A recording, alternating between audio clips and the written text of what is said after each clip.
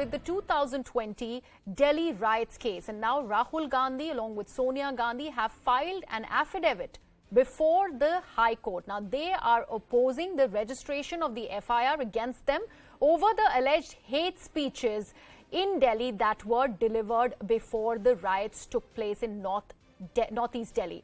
Now, Gandhis in fact say that their speeches have not been read in its entirety, and they go on to also claim that their speeches are not provocative. My colleague Ananya joins me on the broadcast for more. Ananya, I believe along with the Gandhis, other political leaders like Mr. Anurag Thakur were also respondents to this petition that was seeking the registration of FIR in this particular case. Well, yes, definitely.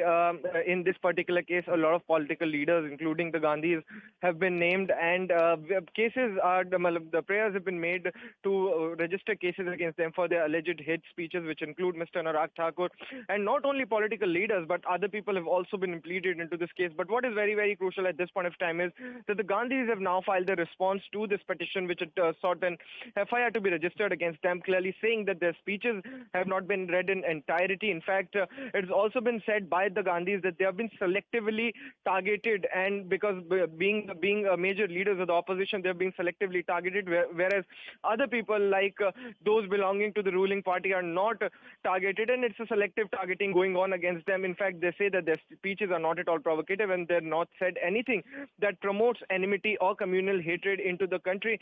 And definitely a big response coming in from both Rahul Gandhi and Sonia Gandhi. Remember, they filed separate affidavits before the before the Delhi High Court. The matter is to be heard by the bench headed by Justice Rahul.